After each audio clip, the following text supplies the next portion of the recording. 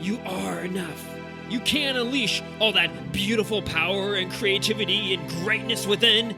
ADHD no longer has to be a ball and chain, but can instead be your rocket fuel blasting you into the world of your potential. Our co-pilot today on this journey, helping guide us through the storms and rainbows of ADHD toward a planet that you can call home, is a nomad coach, Tony Coward. Okay, so today I'd like to talk about ADHD because you're an ADHD coach and you have a large community of coaches that you guide. So let's talk about ADHD, but from the subjective perspective of the person with it. We're not going to get into neuroscience or mechanisms or any of that, but let's just talk about the journey, the experience from the person with ADHD from their perspective. So first of all, what are some of the frustrations, the biggest frustrations that people with ADHD tend to have? I think the biggest frustrations for the sort of clients that I coach, they're creative brains, they're entrepreneurs, they're innovators. It's to do with unfulfilled potential. It's the potential to do something great, but being stuck, not being great. And they struggle to sort of consistently manage their personal challenges. They're frustrated because often they struggle to understand exactly where the issues are that they need to resolve, and they struggle to put in place the things and the structures and the techniques and the strategies that will allow them to resolve those issues consistently, because ADHD is situationally variable. So with a lot of my clients, we're kind of deep diving into these kind of frustrations to kind of unpick the elements that make up the causes of these frustrations so that we can reduce the frustrations and they can be more consistent. And we also, one of the problems of the creative brain is what I call exploding good idea syndrome, where it's just we're constantly creating, but we never get to the point where we contain that. So we never realistically set goals that we're going to achieve and then be able to make the step work to get there. So there's a lot of paddling often and a frustrating lack of progress. So what are some of the steps in the process of going from this frustrated state of knowing you have this potential, knowing you have this creativity trapped inside of you, but you just can't do it. You can't get it out. You can't do the work that you know you can do, but you're not doing. What are some of the steps along in this process for someone? I think one of the most important steps is recognizing where we're great. If we can recognize and own our own strengths, then we can then start to play into those strengths, and we can then start to structure goals around achievable goals around the strengths that we recognize that we have. I think the other thing in there is this piece about permission.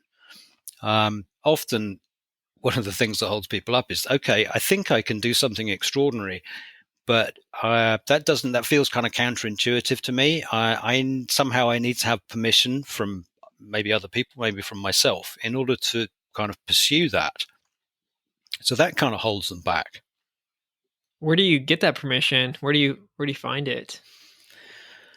Often you find it within yourself. I've just written a project outline for a very, very, very ambitious project of my own. And one of the things that I came across as I was writing the outline was Tim Ferriss's work around fear setting, which was revelatory for me. And I've since shared it with a couple of clients, this idea that if we look at the fears that we've got and we write them down and we define what they are, and then we start to scrutinize them, a lot of the fears don't actually stand up. So, fears around being visible, fears around, not fulfilling our potential. These are the barriers that kind of hold us up from, okay, I recognize what I want to do. I recognize I've got the capability to get there. But this permissions piece around being able to pursue it, for me, for my own project, that was sort of quite critical. And I think I think for other clients, it has the potential to allow them to analyze the barriers that potentially get in the way of them fulfilling their potential and allow them then to proceed. What were some of the fears that were holding you back that you identified? Or if you don't want to go there, what are some of the common fears that you see in others that you're coaching with ADHD? No, I'm happy to go there. I mean, it's no surprise that the type of clients that I coach are quite aligned with who I am anyway. Um, some of the fears around it for me are being visible, being seen to be doing something, um, potentially falling short, being seen to fall short. Um, for me, I mean, perfectionism's a thing for me, and it's often a kind of traveling companion for ADHD. For me, it's about not meeting what I perceive as, or I think of that the expectations that other people have. You know, Tony, you could do this great, but you didn't. You have the potential to do it, but you didn't. It's in it, so that it's kind of disappointment and potential. With the disappointment in other people, for me, not fulfilling my potential, and the kind of shame stuff that goes with that. So that's that. That's for me, but I'm only one person. But for other clients, it can be similar stuff, or there can be all sorts of things that potentially stand in the way that create these fears. But looking at the fears, you kind of realize that actually they're not really very viable. The probability of the fears kind of playing out is very small. They're not actually realistic, and we're actually blowing them into a bigger thing than they really are. And that, if our fears do come true, they're not as big as we think they are. They can be repaired. They can be undone. And I think for me, writing this project outline, I guess the biggest takeaway around the fear setting was, if it all turns to custard and it goes nowhere, I've lost nothing. It's not a fail. It's, I'm going to learn something, and it's going to support other people, not as much as I hope it will, but it will still move the world forward. Therefore, there is no fail here. There's no way that this can be a failure. It may not succeed to what I hope is its full potential, but I can't fail if I try. And, there's a great little quote turned up on a LinkedIn post the other day about, we only fail if we quit. I'm going to stick that on my wall, above my desk. It makes me wonder how much of this goes back to childhood in general, and if there's a correlation between people who have ADHD and their sort of history of rejection in their childhood and youth, and also a sense of perfectionism or strict rules or something, or never being enough, perhaps in the eyes of their parents, or as a child, they had to be perfect, or else, and then plus the rejection side of that. Maybe I'm speaking for myself, but that might play a role in all of this and causing it, or I don't know. What are your thoughts on all that? Well, my thoughts are that often some kind of childhood trauma and ADHD kind of go together. Potentially, ADHD can be either a catalyst for that, or some kind of an accelerator for that. And it plays out in every individual is unique. It plays out in unique situations for everybody. There's often kind of, our parents don't always role model very good relationships. So we can take relationship models from childhood and then transfer them into adulthood. The whole kind of shame thing, sensitivity to kind of criticism and rejection is often a thing. Perfectionism is potentially one result. So, I think, I mean, in your question, you use the words "not enough." Yeah, I think being enough is a big deal, actually, amongst the sort of people that I coach. And I think it was interesting to look at my own child because my instant reaction was, yeah, I didn't have childhood trauma. Everything was great. And then when you kind of start to deep dive it and you start to look at, the fears that I have and where they've kind of come from, you start to see the links between my childhood and my early adolescent experiences and the results that it kind of plays out. But I don't, people talk about big T trauma and little T trauma.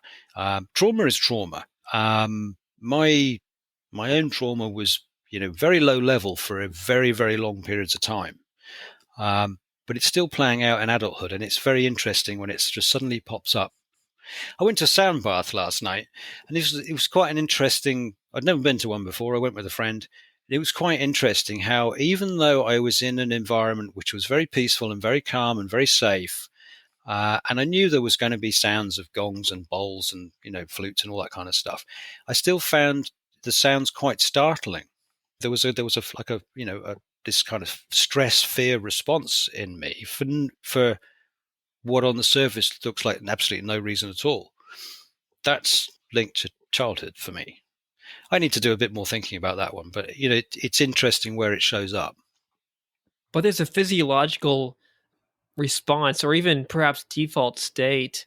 We each have our own kind of general mode of walking through the world. Some of us are really extra excited or nervous or easily startled, and others of us are just really calm and relaxed and not sort of trapped in our own excited, aroused body. What is sort of the physiological state that you tend to be in, or that some of your clients tend to be in? I'm guessing we associate ADHD with a bit more of this kind of excited, energetic, ramped up system, but maybe that's not the case. So can you kind of just talk about that side of things, the bodily sensation side of things? The bodily sensations side of things, I'm not sure about. What I do know is that often people live in a state of like hypervigilance or hyperarousal. They're in a state of, I'm ready to be triggered by something. Whether that's, comfortable emotions like joy and excitement, or whether that's, there's a stress response, a sort of fight, flight, freeze response to stimuli. And I think the hypervigilance piece, I know that hypervigilance, if we're stressed and, often it impacts sleep, we're in this sort of hypervigilant state when we're asleep, and it interrupts our sleep. It ruins the quality of sleep, for example.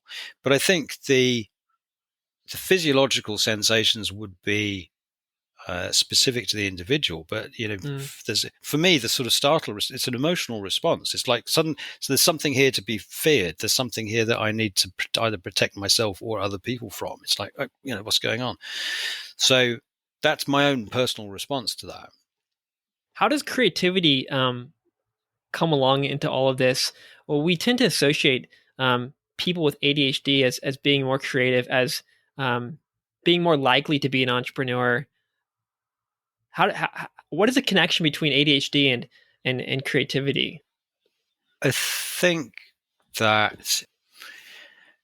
the ADHD brain isn't really constrained by rules and regulations and stuff. It's free to think up whatever it wants. I mean, I ended up staring out of my kitchen window one morning, wondering whether it was possible to run an aircraft, a jet aircraft, on custard powder, because I know custard powder is explosive. And I was just sort of mulling that one over. It's like, what if that was possible? What would be the problems that would get in the way of doing that? How would you redesign a jet airplane to run on custard powder? Would it be more environmentally sustainable? What would be the cost of the ADHD brain can wander off on this stuff. The great thing about the ADHD brain, I think the greatest question in human evolution is the question, what if? What if we change this and we do this instead? How will that benefit people? How will that improve things? And I think for the creative brain, particularly the creative ADHD brain, It's, I can see this thing and I can see that thing, and I can also see if we join those two things together and we make this thing in the middle, all this becomes possible. And if all that becomes possible, then wouldn't it be great if we could do X, Y, and Z? And look at, it's just this great explosion of mental creativity, but it's not constrained by the idea of nobody's ever done this before. No, we don't do things that way. This is not our convention. This doesn't fit in with stuff, which is one of the things that drives me nuts about talking to people in the public sector. It's just that the answer is no, we can't do this. This does not fit into our box. For the creative brain, there just isn't a box at all. This has never been done before. Yeah, well, why not? Why has nobody thought this before? It's just so obvious. It's just so straightforward. Why aren't we doing this? And beyond the what if piece, it's like, well, how can I get some people together? How can I make this happen? How do we get past the barriers? So they don't go, there's a problem, therefore we all stop. They go, there's a problem, so let's design a solution to that so we can move forward. Which I think, from a coaching perspective, I think is absolutely wonderful, because it's brilliant hearing this stuff. But also, a lot of the coaching is around, okay, you want to make a jet airplane that runs on custard powder. What's the first step? How are you going to get there? How are you going to contain this in terms of, what do you want to do? Change every aeroplane engine for a custard power? How do you want to what's the first step? What's the first goal? So we can break it down and get there. So we can sort of help the ADHD creative brain to stop going, I can see all these things and I'm just overexcited about all the possibilities, and go, okay, these are the possibilities I'm going to pursue. And I'm going to confine myself to this because this is the solution that I want. And that's very exciting coaching for me. That's very stimulating and rewarding coaching for me. Is to coach people where they've got this fantastic idea and to allow them to get traction towards actually building the solutions and making things happen. So helping them kind of get things, getting them more practical, I guess, because it seems like actually one of the beauties about ADHD, as you're explaining it, is you have this sort of burst of this free roam of ideas and possibilities, and it gets you really, really excited. It might also explain the frustration a bit too, because imagine if you have just a very simple, kind of mind where I just want to go out and eat my food and go to work, and you're not really desiring breaking any rules. All you want to do is just do normal things. There's nothing really too frustrating about that. I mean, you can reach those possibilities quite easily in a way, and the world is sort of built for such possibilities. But for people with ADHD or anyone who's really creative, you've got all these new possibilities, and a lot of them involve breaking the rules and breaking the ways that people do things out there in society. So it's almost like, of course it's frustrating, because you're trying to bring new stuff into the world and there's not like a system how to do it. It's also too much. It's a lot of work. It's so maybe it's not a bad thing. It's just, that's the way it has to be. And the challenge is, how do you turn those possibilities into a reality? Yeah, it's frustrating to living in a world inside your head. You're like, oh my God, this is such a beautiful, amazing world. Oh my God, I can do this. We can do this. The world could be this way. But then you open your eyes and the world's just like, oh, and you want to change it. You want to bring this inner stuff out there. But it sounds like what you're doing is you're helping people somehow convert this inner world into an outer world, into actual actions. But how do you do that? Yeah, that is frustrating. I think the ADHD brain is very interest motivated. There's this kind of zone of brilliance that we have, where we're harnessing a lot of our sort of strengths and our talents and our executive function strengths with a lot of positive emotions. Here's an idea I've just had. I'm really excited by it. I cannot wait to get started. I want to push everything out of the way so I can pursue this thing because my brain is on fire. And trying to contain that is quite difficult, because we don't want to limit people's passions, but we want to harness the passion and harness the strengths in order to actually move the whole thing from wonderful daydream while standing, drinking coffee, staring out of the kitchen window, watching an aeroplane go past, into real life change. And I think the people that really move human, I was going to say human evolution forward, but the people that sort of are advancing civilization are people who are coming up with new ideas. The first idea that kind of pops into the first example that pops into my head, the Chat GPT. You look at that just on a very simple overview. It's like, okay, you're going to train a computer on like everything that's ever been on the internet so that it can actually do all the thinking for you potentially when you ask it to, please give me a critique of this new web page that I have designed. From a layman's perspective, it's like that looks like a massive amount of work. Nobody would ever do that. There's a huge barrier in front of that. But there are people who are very passionate about this and go, this is possible. We can make this happen. We can overcome this stuff, and we can see the benefits that this can produce. And we are going to pursue it because this is our passion, and we are going to harness the resources that we've got in terms of, the knowledge that we have and the skills that we have, and we're going to collaborate with other people that have a similar passion, and we are going to put this idea out into the world in a way that we can get funding to pursue this, so that we can turn this, what sounds like an absolutely fantastical idea into a reality. I was standing on the side of a Welsh mountain I think I was digging out a ditch on a work party. When I was talking to this guy who was digging next to me, and he was explaining to me, this is going back years, this is the early 80s. He was explaining to me about the internet, this idea about the internet, about computers being able to talk to each other. And I thought maybe he was mad, but he was very passionate about it. Scientists being able to send stuff around the world, being able to send information around, to different people and stuff. And I thought this was like a fantastic idea, but it's a reality. And it's, the people who are coming up with these improvements and these ideas are the people that are driving civilization forward. These are pioneers. Did that answer your question? I mean, it's never ending. It's a never ending series of questions.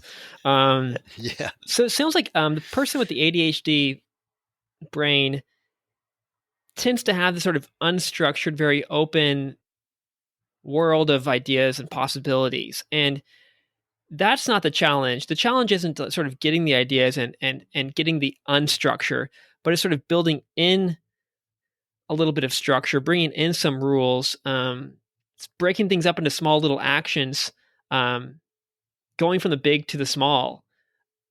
Is that right? Yeah, I think it's visualizing what you want to achieve and actually defining it in some way and capturing it either in a digital form or as I did, just on a written document. So it's visualizing what it is, and then it's breaking it down into, well, what are the constituent elements? What are the goalposts within this that I have got to pass in order to achieve this thing? Okay, now I know where the goalposts are, and the goalposts are realistic and they're close enough for me to see. It's no good going, well, in 3 years I'll have achieved this, because the goalpost is far too far away. I want to be able to see a goalpost that's at the end of this month. And what's the step work that has to happen in order to achieve that goal, so that we can work consistently towards passing the goalposts and work consistently towards achieving the final end result. Walking the Great Wall of China starts with a single step. Nobody sets out to walk the whole length of the Great Wall in one go. They go, okay, well, today I'm going to walk from Watchtower number 1 to Watchtower number 3, for example. So you cutting it down into achievable goals and then working out the step work to get there. And at the same time, removing the things that get in the way. And another side of that also seems to be that, correct me if I'm wrong, but a lot of people with ADHD and a lot of people who are creative, a lot of entrepreneurs, they like to work alone, and they have certain challenges working together with other people. So, yeah, what can people with ADHD do? Actually, before we get there, what are some of the relationship challenges the people with ADHD have with other people. Maybe things that normal people wouldn't have such a challenge with, but because of this inability to interact in a certain way with certain people, not that it's good or bad, but because they don't relate in a certain way, that's sort of hindering their progress or productivity through the world of getting their ideas into a reality. It's an interesting question. I think for the entrepreneur and the creative brain, there's an idea that it's difficult to sell our personal passion project to someone else, and it's difficult to connect with other people and to collaborate effectively. We end up with potentially a singular vision, and often it's quite difficult, or we perceive it to be potentially difficult in onboarding other people into our ideas.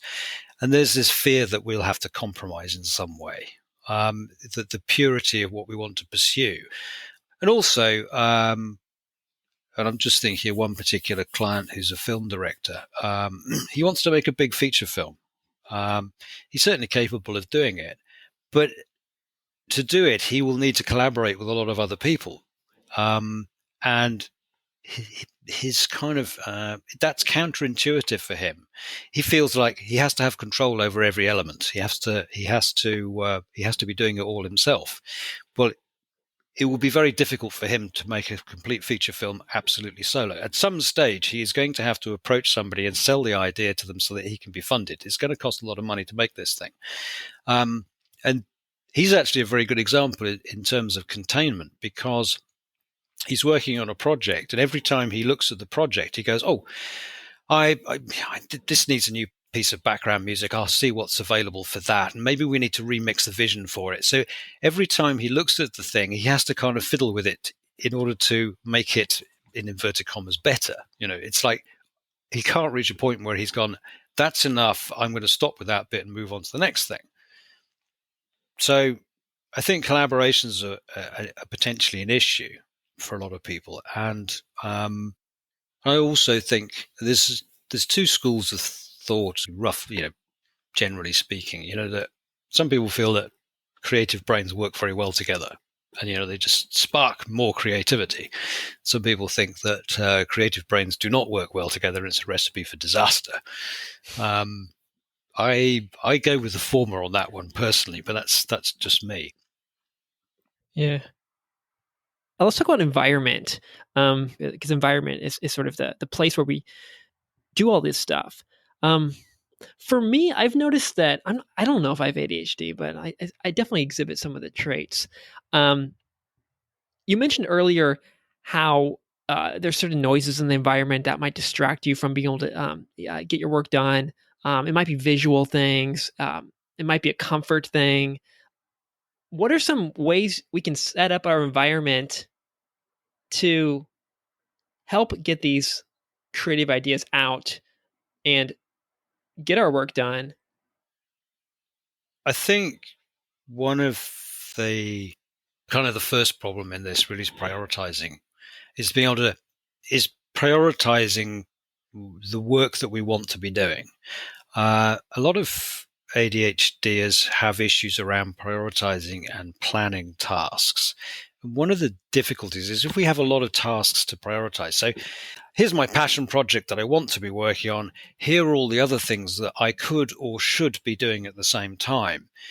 There's an opportunity cost in doing the thing that we want to be doing, because while we're doing the thing that we want to be doing, we are not doing all the other things that we could or should be doing. So those things are essentially distracting us from and sucking attention away from what we actually want to be doing. I think that in order to work effectively, we need to be able to reduce distractions. So we need, even visual clutter sucks attention. It sucks cognitive bandwidth. So we need to reduce distraction. We need to set ourselves up for success. We're sprinters, not marathon runners, so we need to be working in short sprints. So it's essential to break down tasks to step work, where this is the thing that I'm working on right now. A lot of people use the Pomodoro technique, so they're working in structured short sprints, because it's quite easy to get sucked into our passion project and start hyper focusing on it. And something like a Pomodoro timer will prompt us to go, well, hold on a minute, where am I at? Am I doing the thing that I set out to do? Am I on task? Am I on track? Do I need to have go to the bathroom? Do I need to have a drink? Do I need to move around? Do I need to transition out of this task and then transition back into it? So setting ourselves up for success is really, really important. And I mean, quite a lot of people find, and I personally find, that having some music on in the background just allows, it kind of soaks up the excess attention that my brain has. So I'm working on my task, but my brain is also kind of scanning the rest of the environment around me, potentially looking for distractions that I can get pulled away from the task that I'm doing. And just having some soft music just works for me to soak up the distraction, the extra interest of my brain that's not being used, because we never use 100% of our brain. Yes, it's distractions from our actual external environment, but it sounds like what you're saying also is there are these sort of internal distractions. We can get excited about many different things and get pulled off into other directions, and we might spend our whole day on a task or activity or whatever that's not really a top priority. So how do you kind of filter through all these internal distractions, things that we could get excited about and that we do enjoy, but it's not really important? I think, I mean, to give you an example, I'm writing an outline for a project, and I'm talking about something like, I could put an image in this part of my outline. So there's a point where my brain is now starting to get distracted. Here's a new possibility. So I could stop what I'm doing and I could go off and find an image from Unsplash or whatever to put in to illustrate whatever it is I'm saying in my project. But the self-awareness piece is the first piece, about recognizing what's happening. And then we have the ability to make a choice. Do I want to be distracted away from the task and start excitedly going through potential images to chuck into here? Or do I just want to concentrate on the task, which is actually writing it? So I can write the task and I can come back and do the images later. So this is not part of my immediate task, but it's a good idea. So I'll capture it. I'll write it down on my pad for later. I'm writing the outline now. One of the not for now tasks is find images. So I've now captured that by writing it down on a pad of paper, and I can push that to one side, and I can now concentrate on refocus myself back onto the task. So I think the key thing is being aware enough to realize that we have the potential to be distracted when we're doing the task, and having the self-awareness enough to recognize when we are potentially being distracted, and then focusing ourselves back onto the tasks. So when we have that self-awareness, we then have a choice, and the choices that we make will determine how well we manage the task that we're doing and manage the kind of the ADHD distractibility issue. Yeah. So a pen and paper or a Google Docs might be good friends for someone with ADHD, or anybody really. Yeah. So it seems like another challenge is because there's this perfectionism and I'm never enough, from internally, but also kind of thinking that from the outside that maybe they don't think I'm enough either. Sometimes there are these ADHDers who do get a lot done. They're successful. They're perhaps famous or rich. Does the feeling remain? Does that feeling of not enoughness continue, or how does one kind of get over that, or do they? That's a very interesting question. I think, one of the other things that's fairly common with ADHD is imposter syndrome. So it's interesting. Often what we don't do is we have a project that we're doing. We have perhaps we have a deadline. We realize what we've got to do to be successful.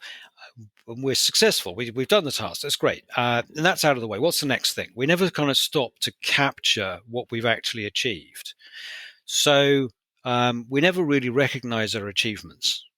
So whilst we might look at the evidence and we might say, okay, well, this is what I set out to achieve. I ticked all the boxes. I did the thing, and I capitalized on my strengths, and these are the things I brought into the mix that made the whole thing successful. We don't stop to capture that. So this idea that we have to constantly prove ourselves to ourselves and to other people, and this current of not enoughness, if you like, can be an enduring thread. And it's interesting when I'd done this personally over Christmas. I kind of did a review of my business for last year just to sort of see where I was at, and it was very good to look at it and go, actually, yeah, I did that and I achieved that, and this is how many coaching hours I did, and this is how much money we made, and this, so otherwise I would just carry on coaching and never kind of stop to think about where am I at now, what have I achieved, and kind of capture that in some way. So I think it's very important from a coaching perspective to get clients to go, well, okay, let's look at this feature film you want to make, or this screenplay you want to write, or this new piece of software you want to design. Let's look at that and see what it looks like.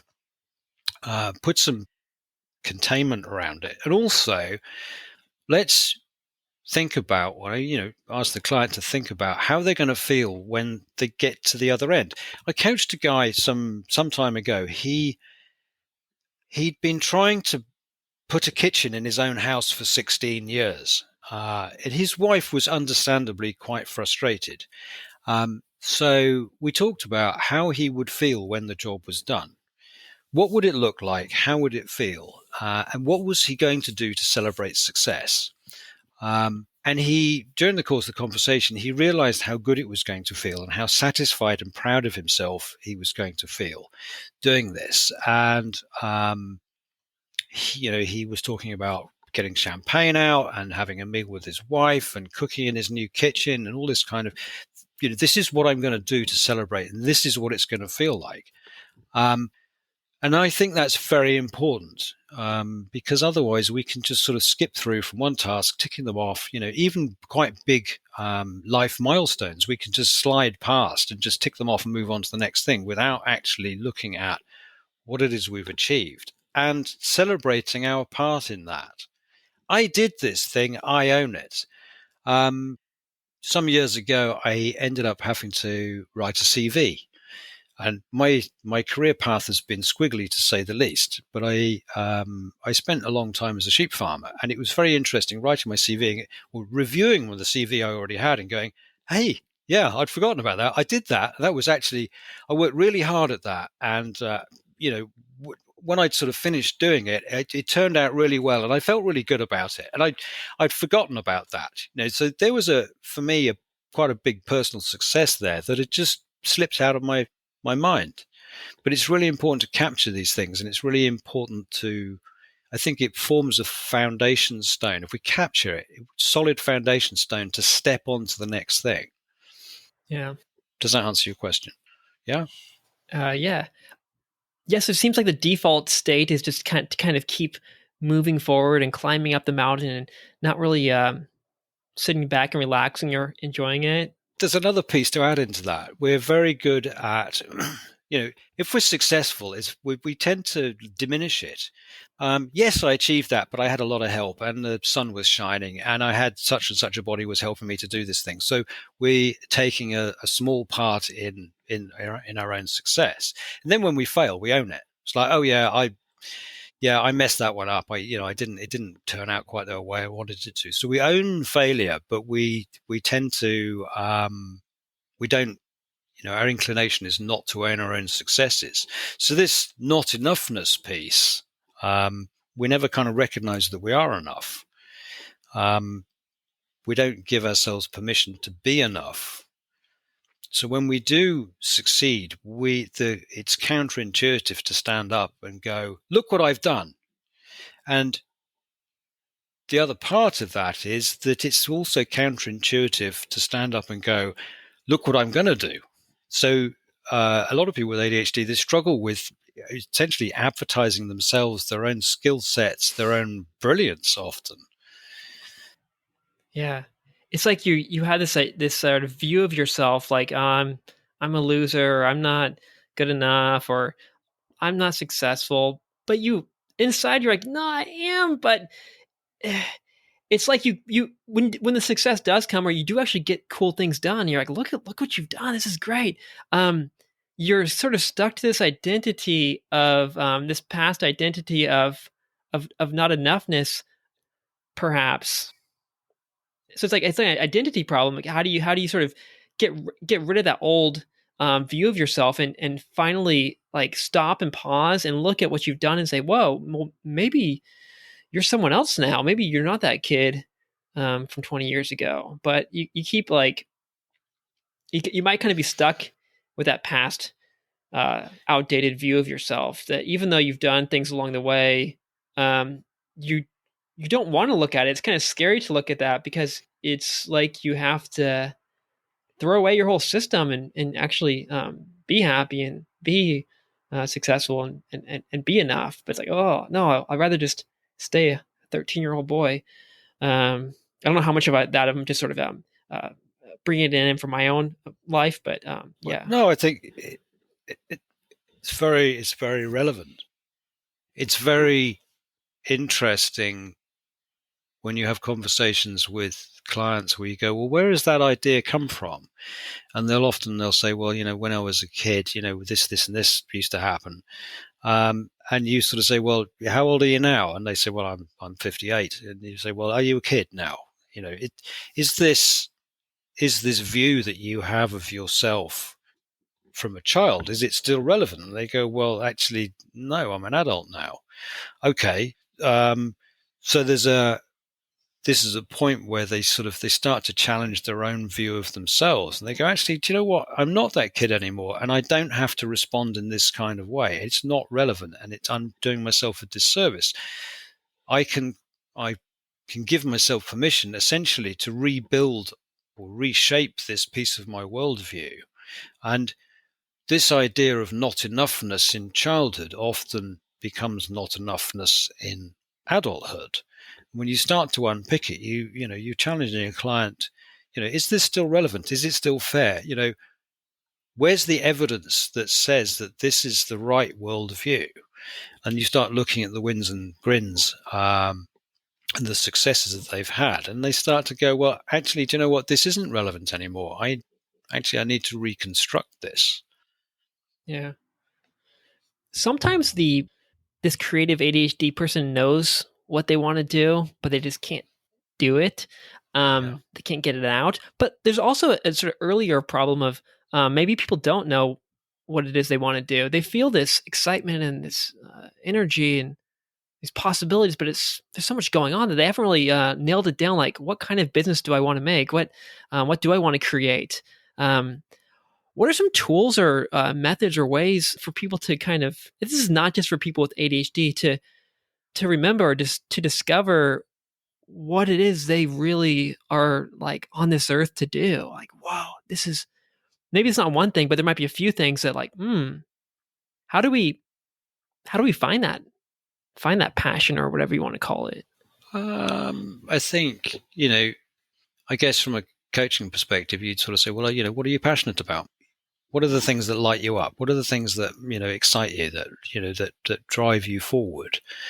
And then I guess from a life coaching point of view, you're also looking at things like core values. You're looking at things like fire strengths. From an ADHD perspective, you're looking at maybe executive functioning.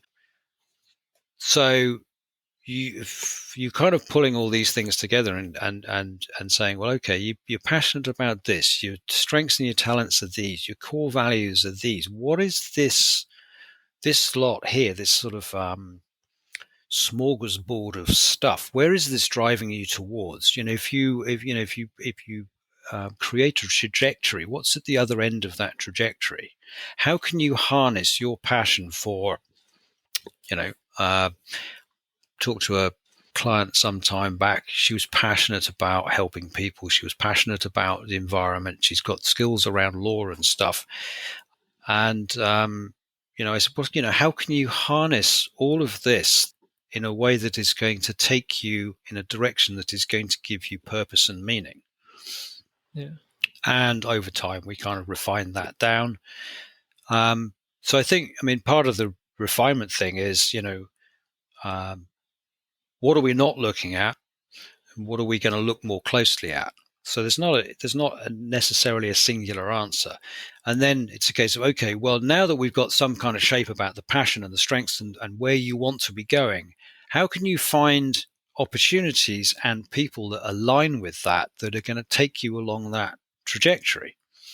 And as you sort of, as a client moves forward with that kind of coaching, they start to refine it down. This is the thing I want to be doing. This is the thing I want to be pursuing.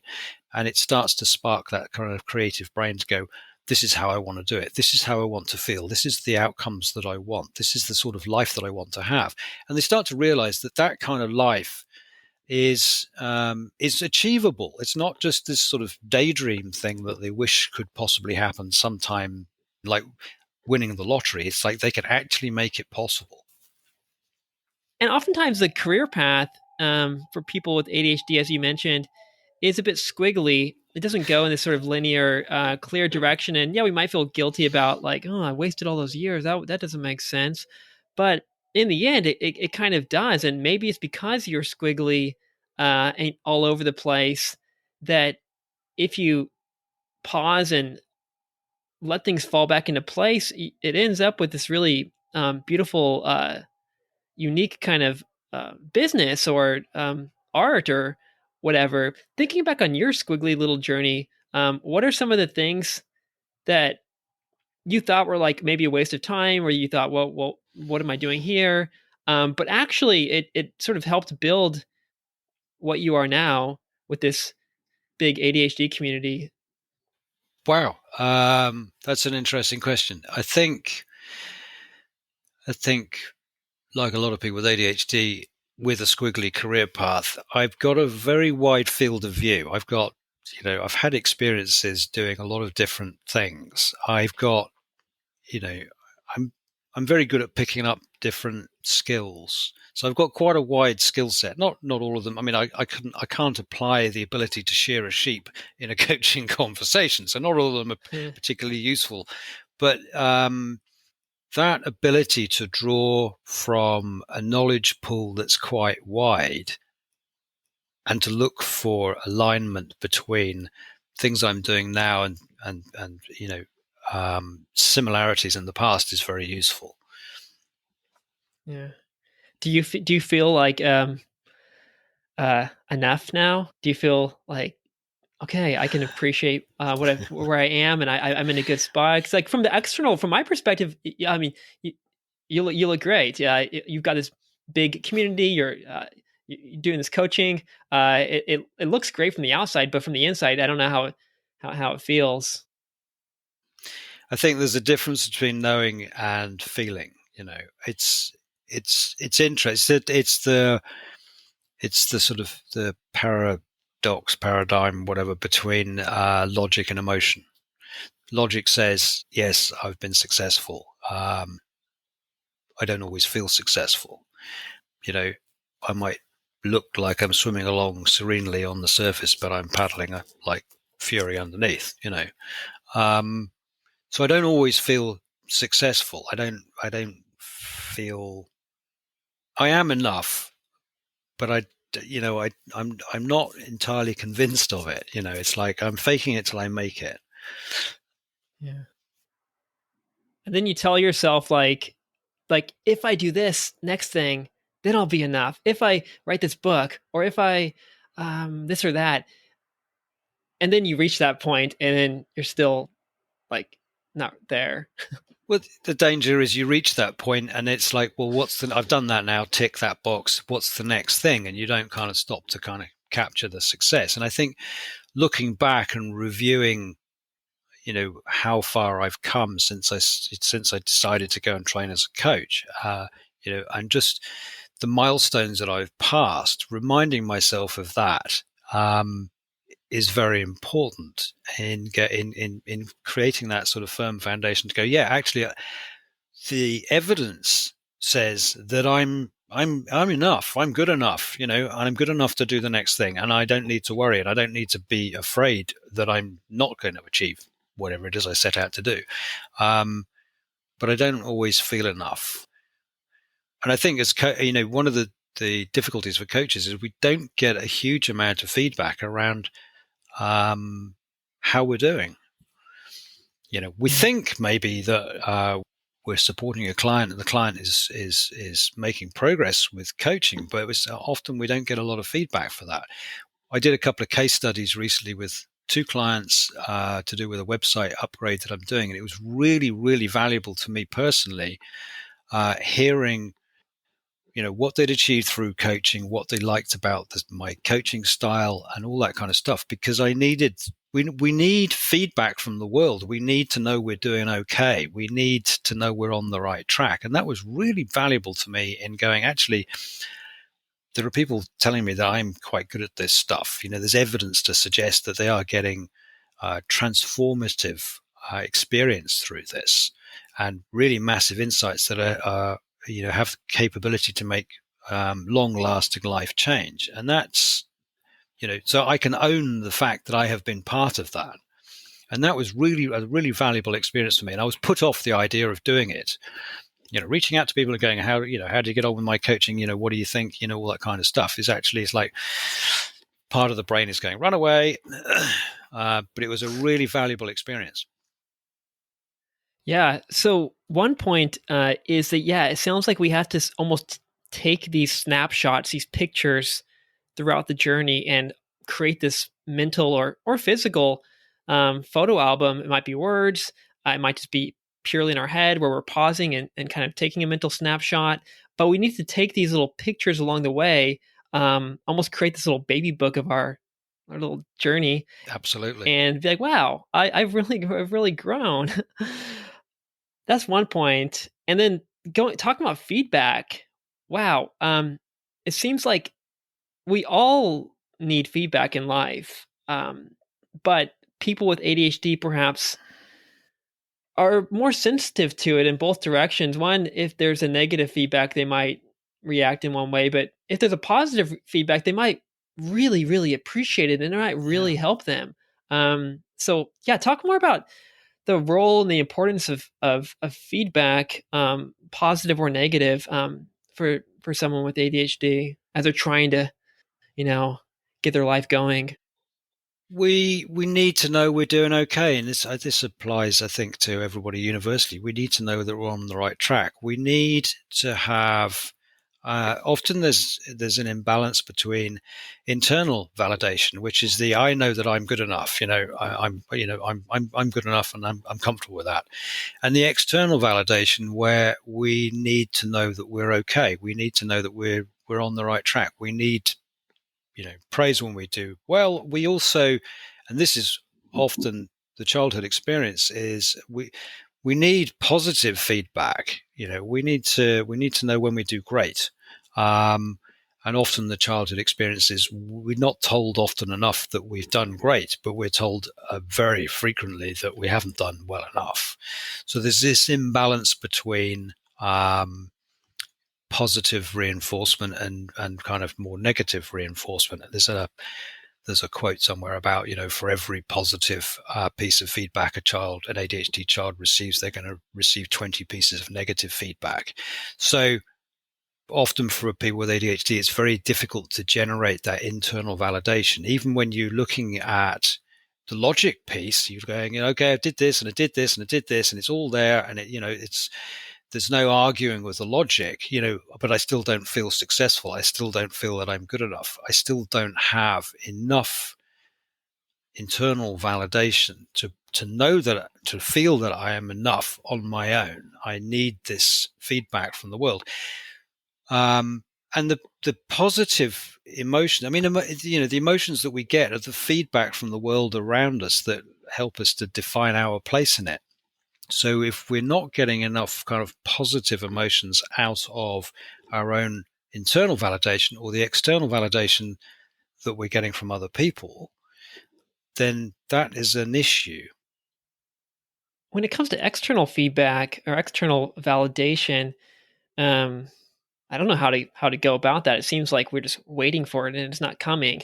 I guess there are more assertive tactics we can use. We can reach out and ask people for help or ask people for feedback, that kind of thing. But it seems like that's not what the typical person with ADHD would want to do. And then internally, I guess it's a different system.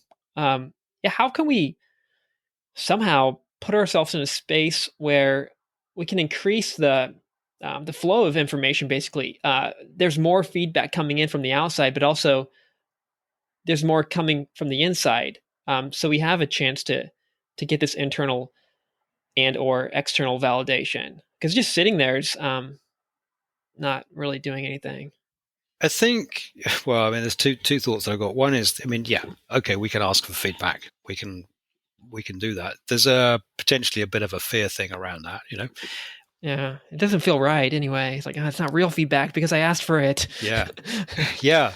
And how much, how valid is the feed? If I ask for the feedback and they say, yeah, Michael, you're doing great, how valid is that? Because I prompted them and they, maybe they're not actually giving me fair feedback. They're actually just playing into my need for feedback. I think there's the idea about paying it forward, I think it's great. I mean, I've always been very quick to apologize to people. I've always gone, okay, I messed that one up, sorry. And I've always been very quick to put things right. It's just my way of doing things. And I think the idea of paying it forward, about being prepared to, when we recognize that somebody's doing something good, to say so. I might be on a social media post. I think this is a great idea. You should do this, and I think you're doing awesome here, or whatever it happens to be.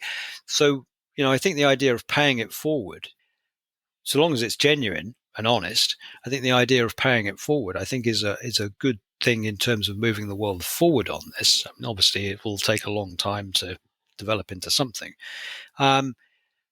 I think we should ask for feedback, and we do ask for feedback from people that we trust, those closest to us. I mean, my project outline I've shared with a few trusted friends and said, look, there's only one question on the bottom. Am I genuinely, is this genuine genius, or am I genuinely insane? Please let me know.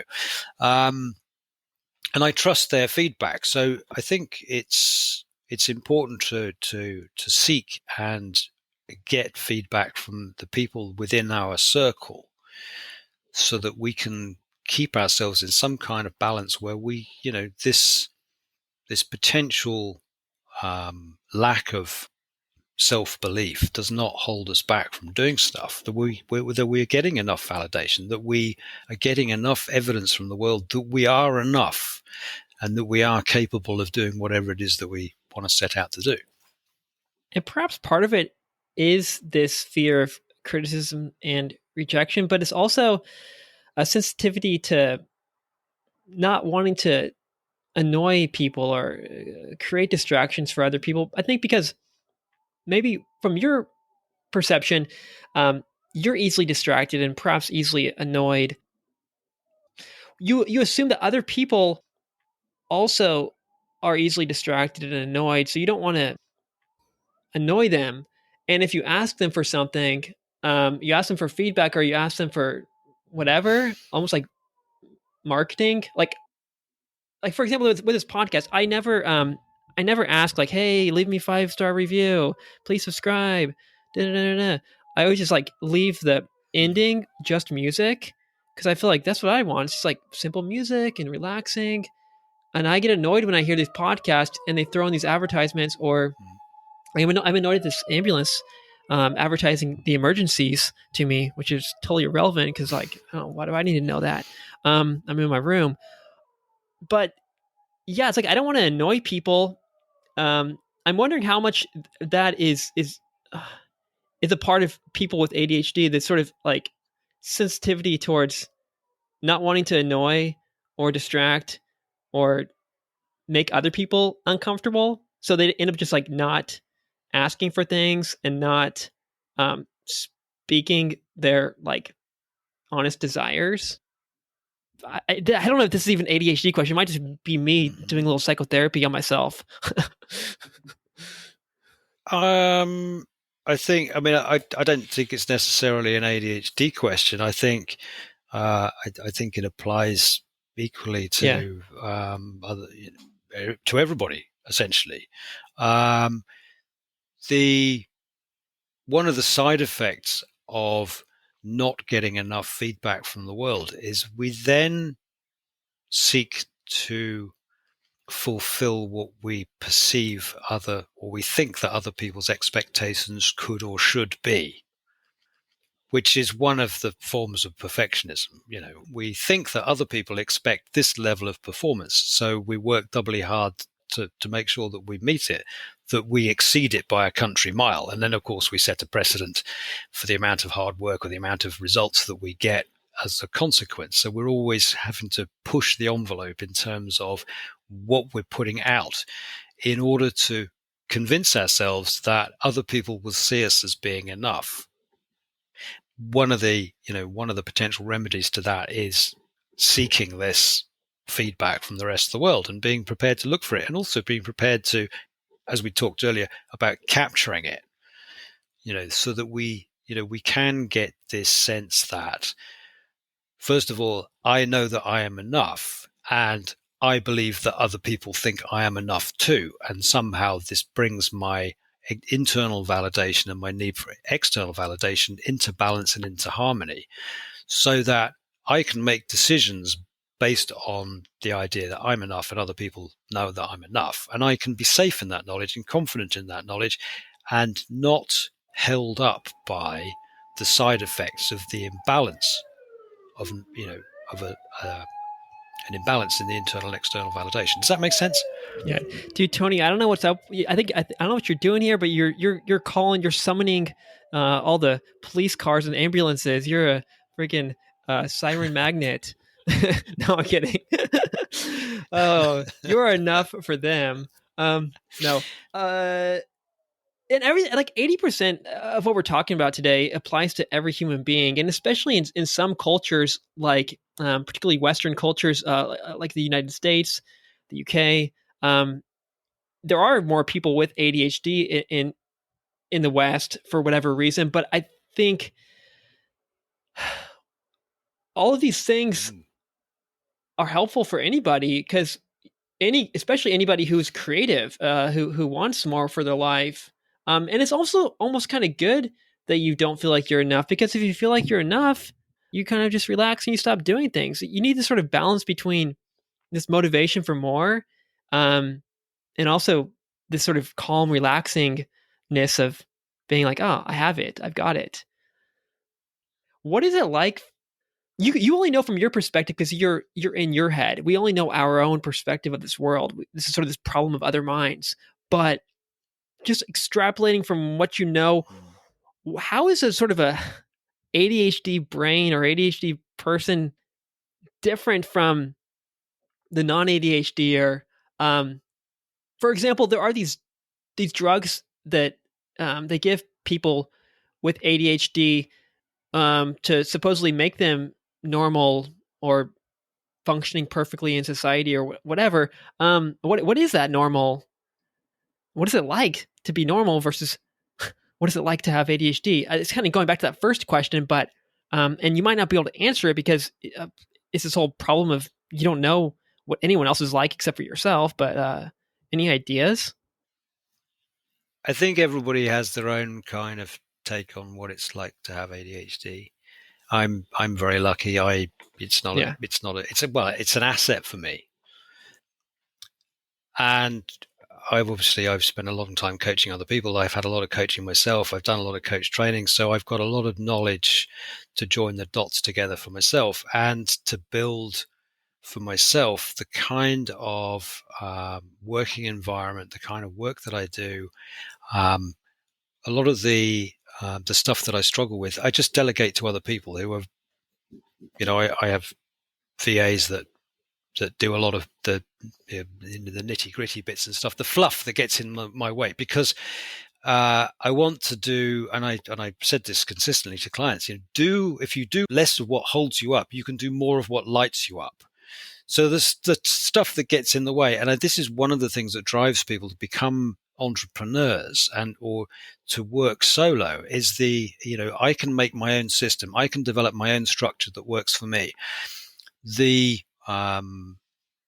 people that are successful with ADHD are people who harness the passions that they have, that work in a way in which they can devote as much time and cognitive energy to the passions that they have, whilst getting rid of all the stuff that gets in the way.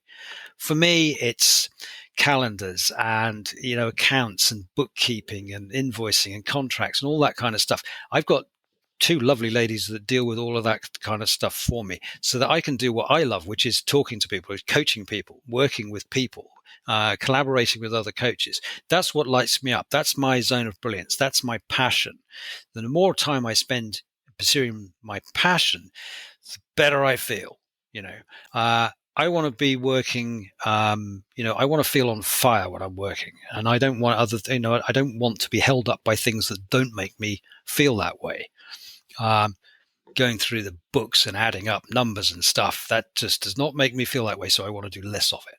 And the successful people with ADHD, they pursue their passions and they live in this zone of brilliance. But a lot of people with ADHD, they're in a situation where they're in the twilight zone, where they're doing stuff that does not make them feel good. It doesn't align with their passions. It doesn't align with their strengths. And they are struggling all the time because often they're working within other people's structures and they can't develop the structures that they need. Not only that, but they can't identify the critical elements that need to go into those structures in order to make themselves more productive, more successful, and to feel better. Yeah, so they need to find those one or two things that they love doing and that they're good at, and just hyper focus on them. Because one of the I'm going to use the word superpowers. Some people don't like that. Superpowers of ADHD. Yeah, one of the superpowers of ADHD is this ability to kind of hyper focus on the things that you love. So if you can find that one thing or two things that you love, you actually get extra focus, right? Where you can ramp it up and maybe do it even better. But if you're jumping around between a bunch of little tasks that you don't really enjoy, that might be busting it up. And I might be completely wrong here, but does that make sense? Where you can hyper focus if you find the thing that you really like. Like we think of these kids with ADHD, they hyper focus on their video games, or playing the guitar or whatever it is they like, and they can become really good at that. But when there's all these little side shows going on, that's sort of the problem. So you got to start cutting away all the things that you don't love. I think if we have a passion around something, we can always generate interest in it.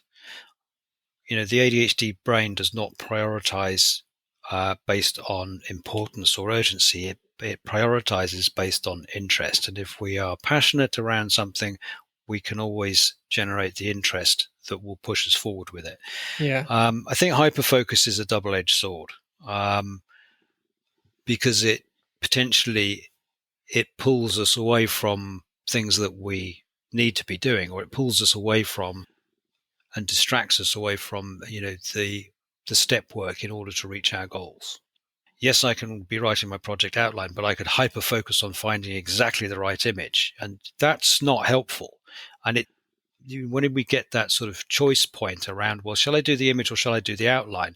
The hyper focus piece, the intense interest around finding the perfect image, is what is going to potentially pull me into searching for images for a disproportionately long time, and I'll struggle to pull myself out of that. Okay. Hyperfocus is not generally a big thing for me, but it can be a double-edged sword. And in the context of video games and kids, you try pulling a child out of an absorbing video game without plenty of wind down time, you run the potential of having an explosion. It's potentially for that child to be pulled out of that is intensely frustrating. So hyperfocus, yeah, it can have, if we're focusing on the thing that we want to be focusing on, yes, it can take us to where we want to go. But often it's not what we want to be focusing on, and we're being pulled away because the brain's interest is being hijacked towards something else. and we lack the ability to make a conscious choice around, I have the potential to be hyper focused on that, but I choose not to. I'm going to Yeah. save that for later. I'm going to do this thing first. So the prioritizing piece is important.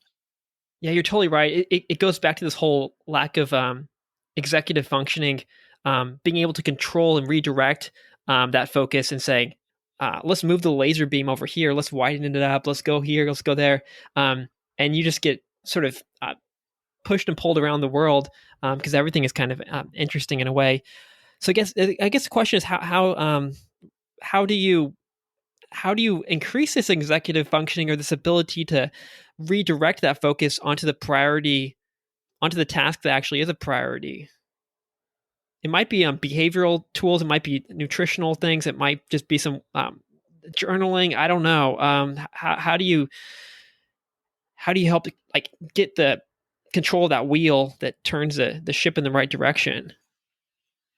I think there's two pieces to this. One is to recognize what we need to set ourselves up for success, what the potential dangers are of pursuing the tasks that we choose to pursue, and being aware of them. And the second thing is that the executive functions, the executive skills profile of ADHD clients has serious distortions. So we have executive function strengths, we have executive function challenges. Um, However, if we understand where the challenges, what the challenges are, and where they show up, we can then start to put in the structures that we need in order to reduce the challenge. So a challenge around time management, for example, plus some strategies around managing calendars and timers and clocks and stuff that is going to help to support us will reduce the challenge. So, the challenge plus some good strategies for minimizing the challenge means the output is there's less of a challenge. So I think the awareness piece is the key piece in there. You mentioned a few of these sort of tools that we can use to visualize the stuff on the inside and create some structure in our world. The Pomodoro technique, writing things in your calendar, journaling, perhaps it's meditating. Before we go, are there any other sort of, I want to crack open your toolkit basically of little just practical things that we could do in case I missed some. What are some of the other just general tools or tips for people to manage their ADHD brain?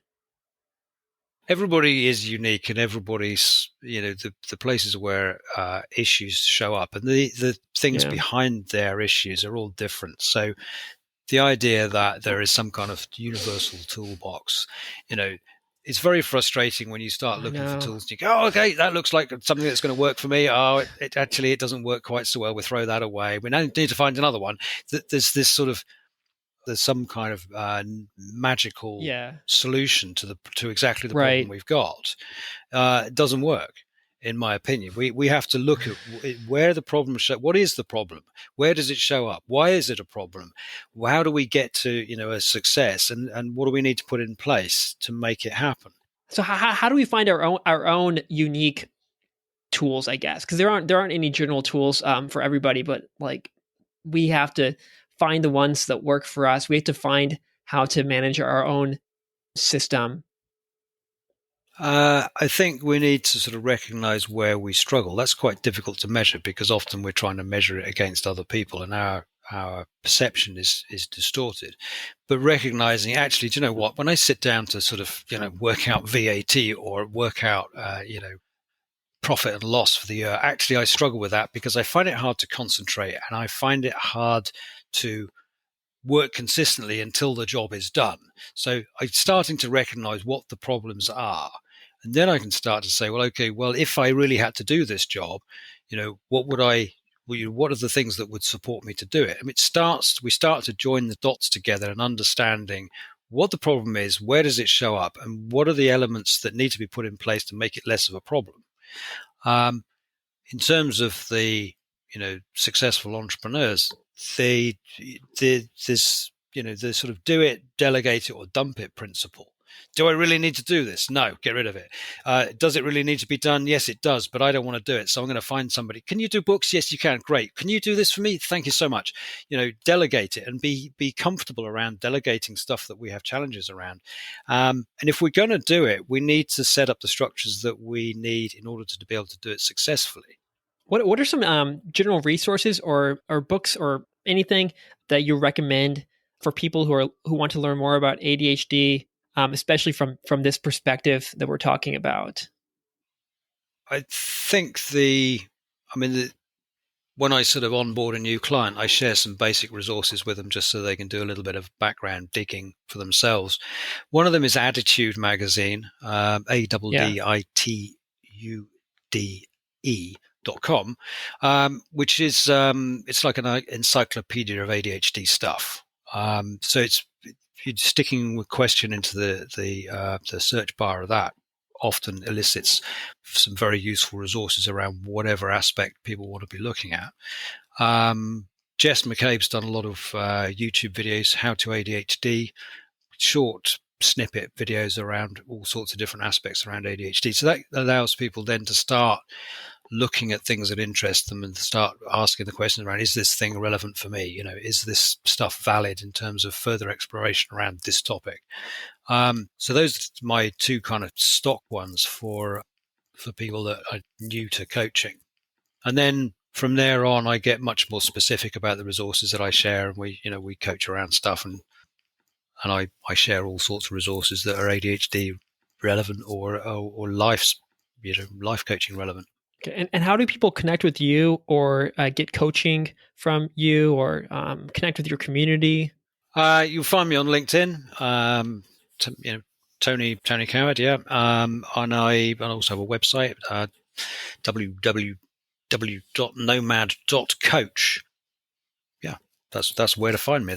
That's where to find out more about me, what I do, what makes me tick, and the sort of people that I coach. Awesome. Well, it was great talking today.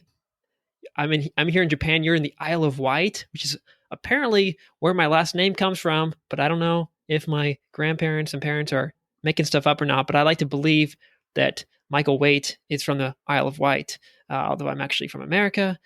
Anyway, I can dream of being a Tony Coward. But I was at least able to talk to you, and I learned a lot. I really enjoyed this perspective of things. I did one other ADHD podcast from sort of the other angle, the more pharmaceutical angle, and this was really useful because this is stuff that anybody can use with or without ADHD. Anybody who wants to unleash their creativity or create a greater life for themselves. So thank you so much, Tony, for sharing all this. Yeah. You're very welcome. I've very much enjoyed being here and chatting to you about this stuff. I'm always happy to share knowledge with people.